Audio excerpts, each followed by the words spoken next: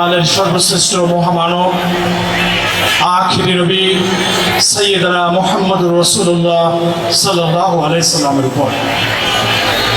সম্মানিত উপস্থিতি, মাইকের আওয়াজ যারা শুনছেন, সুধী মণ্ডলী, আমাদের এই সংক্ষিপ্ত আয়োজন ত্রুটি বিচ্যুতিগুলো ক্ষমা সুন্দর দৃষ্টিতে দেখবেন। হয়তো এই মঞ্চটা অন্য কোনো কাজেও ব্যবহৃত হতে পারত। আজকের এই দিনটি আমরা রাসূল করিম সাল্লাল্লাহু আলাইহি সাল্লামকে গানে গানে স্মরণ করলাম। নাতে রাসূল সাল্লাল্লাহু আলাইহি সাল্লাম সাংস্কৃতিক সন্ধ্যার আয়োজনের মাধ্যমে আমরা আগামী দিনে আরও বড় পরিসরে এইরকম সুন্দর আয়োজন যেন করতে পারি, আপনার কাছে তৌফিক কামনা করছি, আপনাদের দোয়া কামনা করছি, আপনাদের ভালোবাসা প্রার্থনা করছি।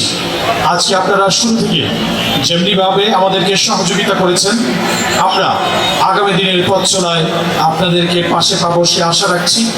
আজকের এই আয়োজন করতে গিয়ে বাংলাদেশ শ্রমিক কল্যাণ ফেডারেশন নারায়ণগঞ্জ মহানগরীর বিভিন্ন নেতৃবৃন্দ যারা কষ্ট করেছেন তাদেরকে মোবারকবাদ জানাচ্ছি, ধন্যবাদ জানাচ্ছি। আজকে অংশগ্রহণ যারা যে সকল শিল্পীরা অংশগ্রহণ করেছেন, দীর্ঘ সময় আমাদের মাঝে ছিলেন, তাদেরকে ধন্যবাদ জানাচ্ছি। এবং আইন শৃঙ্খলা রক্ষায় যে সকল ভাইরা আছেন তাদেরকে ধন্যবাদ জানাচ্ছি। মিডিয়া কর্মী ভাইদেরকে ধন্যবাদ জানাচ্ছি।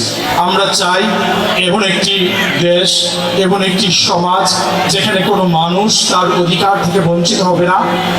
আইয়ামে জাহিলিয়ার যুগে রাসূল আকরাম সাল্লাল্লাহু আলাইহি সাল্লাম অন্ধকার একটি যুগে যেমনিভাবে যুগকে আলোকিত করেছিলেন, সর্বশ্রেষ্ঠ যুগ হিসেবে উপহার দিয়েছিলেন। আমরা চাই রাসূল করিম সাল্লাল্লাহু আলাইহি সাল্লামের সেই দেখানো পথ এবং মতের প্রতিষ্ঠিতের মাধ্যমে এই সমাজ একটি আলোকিত সমাজে পরিণত হোক।